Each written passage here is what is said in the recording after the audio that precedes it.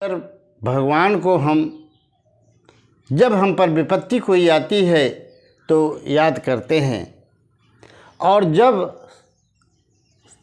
अपना सुख का समय रहता है तो हम भगवान को भूल जाया करते हैं।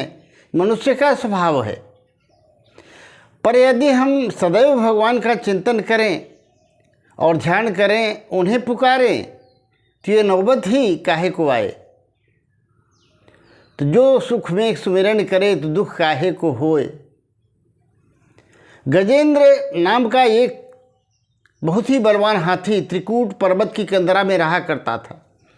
बहुत सारी पत्नियां थी उसकी, बहुत बच्चे थे उसके, और झूमते हुए चलता तो जंगल के छोटे छोटे जीव जंतु उसकी जयकार लगाते, गजेंद्र महाराज की जय हो, गजेंद्र महाराज की जय हो, और सबको आश्वासन देता कि तुम पर कोई संकट आए तो पुकारना, मैं तुम्हारी रक्षा करूंगा।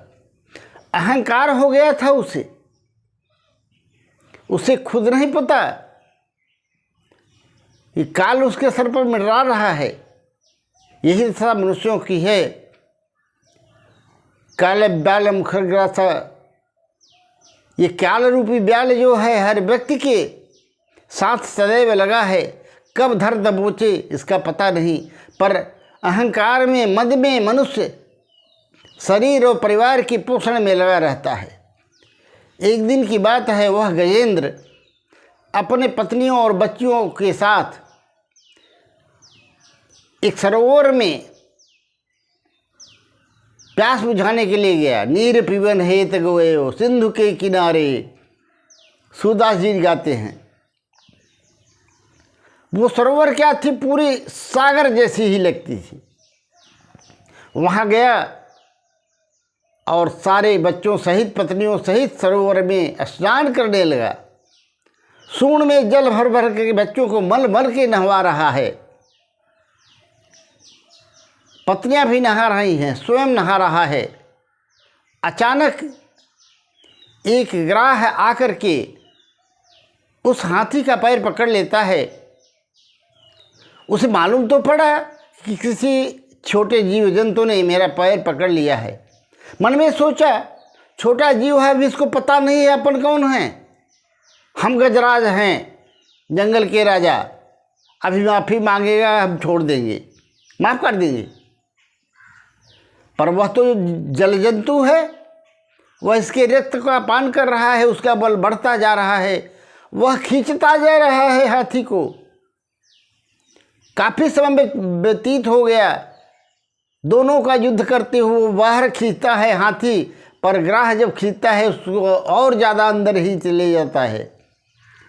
इस तरह से तब वह पुकारता है, पत्नियां भी निकल गई, बच्चे भी निकल गई। वह बोला पत्नियों से, क्या रे जीवन भर सांस रहे, अब तुम कहाँ जाती हो? अरे पतिदेव, आप यहीं पे रहोगे तो हम लोग कहाँ जाएंगी, क्या खाएंगी, क्या पिएंगी? शाम हो गई, अब आप नहीं निकलोगे तो हम क्या करेंगे, हम भी नहीं जाएं।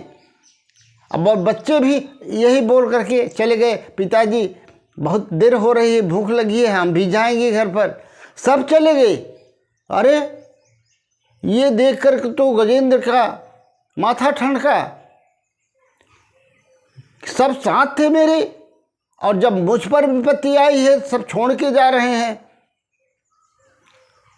युद्ध में वह कमजोर पड़ता जा रहा था, और इधर देखा कि परिवार के लोग भी सभी साथ छोड़ दिए। संसार में भी ऐसा होता है, जब तक आपके पास बल है, बुद्धि है, ज्ञान है, पैसा है, तब तक सारे परिवारिक जन आपके साथ रहते हैं। पर जैसे ही वृद्धावस्था आती है, आप कमज़ोर पड़ने लगते हैं, पैसे से कमज़ोर हो जाते हैं, बुद्धि से कमज़ोर हो जाते हैं, रोग घेर लेता है, तो परिवारिक जन भी आपका साथ धीरे धीरे छोड़ने लगते हैं। और गजेंद्र के साथ भी ऐसा ही हुआ। उसने अपने मन को एकाग्र किया, बड़ी जलानी हुई उसे, और मन को एकाग्र करके भगवान का जो पूर्व जन्म का उसे स्तोत्र याद था उसे गाने लगा।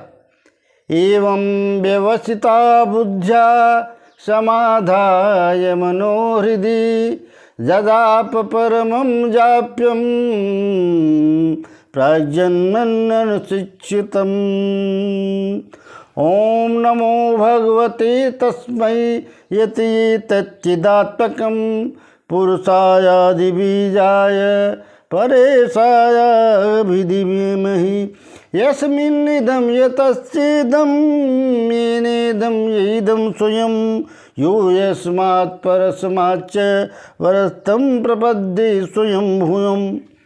वो कहता है जो कण कण में व्याप्त हैं, जो प्रकाश स्वरूप हैं, जो सबको देखते हैं, जो सबका जन्म पालन पोषण और मृत्यु संहार सब करते हैं, मैं उनकी शरण जाता हूँ, वो आकर मेरी रक्षा करें। बड़ी विचित्र बात है, पूरे स्तोत्र में वो पुकारता तो है पर नाम किसी देवी देवता का नहीं लेता है। न शंकर भगवान का लिया, न ब्रह्मा जी का लिया, न इंद्र का लिया और न माता जी का लिया, दुर्गा माता का। तो सुखदेव जी लिखते हैं ब्रह्मादयो विविध लिंग विदाभिमाना। सभी देवताओं को मन में अपने नाम का अभिमान है कि मुझे नहीं बुला, मेरा नाम नहीं लिया तो मैं क्यों जाऊं। शंकर भगवान कहते हैं मेरा नाम नहीं लिया, कम से कम त्रिनेत्र ही कह देता, विश्वनाथ ही कह देता। अरे कुछ नहीं आता था तो बोल बम बोल देता, तो भी मैं आ जाता, रक्षा कर लेता। बोल बम बहुत बड़ा मंत्र है। और जब कांवड़िया लोग निकलते हैं ना, देखते हैं बोल बम क्या रोड पर उनके लिए फ्री भोजन की व्यवस्था, सोने की व्यवस्था, खाने की व्यवस्था, सुल्फा की व्यवस्था, वो तांडव मचाते हैं। तो शिव जी कहते हैं मेरा नाम नहीं लिया तो मैं क्यों जाऊं। इधर गोविंद सोचते हैं जो नाम किसी का नहीं लेता वो नाम मेरा है, जो नाम किसी का नहीं वही नाम तो मेरा है। तो गोविंद आते हैं और गोविंद तब आते हैं तम वीक्ष पीड़ित मजह सहसावतीर्यम सग्राहमासु सरसह प्रोजहार ग्राहाद विपाडित मुखादरिणागजेन्द्रम संपश्यताम हरिर्मोच दोस्त्रियाणाम। जब भगवान आते हैं तो अपने सूंड में कमल का फूल उठा करके भगवान को समर्पित करता है और भगवान गज की सूंड को पकड़ करके बाहर खींच लाते हैं और अपने सुदर्शन चक्र से उस ग्राह को सर को काट कर अलग कर देते हैं। परंतु बहुत बड़ा आश्चर्य हुआ, इधर गज को बचाया और ग्राह जो है वह सुंदर गंधर्व के रूप में प्रकट हो गया और भगवान को प्रणाम किया। किसी संत ने कहा कि तुमने क्या किया, गज को उबारा है कि ग्राह को उबारा है, किसको मारा किसको तारा। वास्तव में तो भगवान जिसे बाह्य रूप से मारते हैं उसे तारते ही हैं। वह ग्राह जो था शापित था, देवल मुनि के श्राप से वह गंधर्व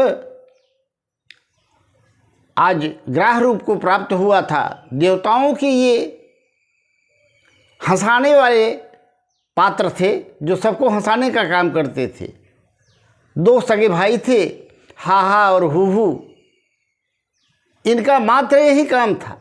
तो देवल रूप ऋषि एक बार गंगा जी में खड़े होकर के माला का जप कर रहे थे, उसी समय इसने पैर पकड़ लिया। अब ऋषि उस समय उसकी माला छूट गई और उन्हें मन में थोड़ा रोष हुआ, उन्होंने श्राप दे दिया कि दूसरों को परेशान करने का बहुत तुम्हें चाट लगी है और नदी में धीरे धीरे जाके पैर पकड़ने का बहुत शौक है, तो जाओ आज से ग्राह हो जाओ और जल में ही रहो, जल जंतु बन जाओ। पर भगवान ने कृपा करके आज भगवान की कृपा से गज का तो उबार हुआ ही था, ग्राह भी मुक्ति पा करके अपने स्वरूप को प्राप्त हो गया। वास्तव में हम सभी को अगर दुख निवृत्ति चाहिए तो सदैव भगवान का चिंतन करना चाहिए। एकमात्र भगवान के सिवाय और कोई किसी का संसार में नहीं है। परिवारीजन, संबंधी, पुत्र पुत्रादि जितने भी हैं, सब अपने अपने कर्मानुबंध से हमारे साथ हैं। जैसे ही कर्म का लेखा जोखा खत्म होता है, सब अपने अपने रास्ते चले जाते हैं, कोई किसी का साथ नहीं देता। और भगवान ही एकमात्र ऐसे हैं, सुहृदम सर्वभूतानाम, सभी प्राणियों के सुहृद हैं, सर्वभूत हिते रताः, सबका कल्याण करने वाले एकमात्र भगवान हैं। जो व्यक्ति सभी प्रकार का अभिमान त्याग करके और मोह त्याग कर भगवान की शरण में हो जाता है, भगवान उसकी रक्षा कर देते हैं। ये गजेंद्र मोक्ष की कथा से हमें सीख मिलती है। मित्रों, वीडियो अच्छा लगा हो तो कमेंट में जय श्री कृष्ण अवश्य लिख दीजिएगा।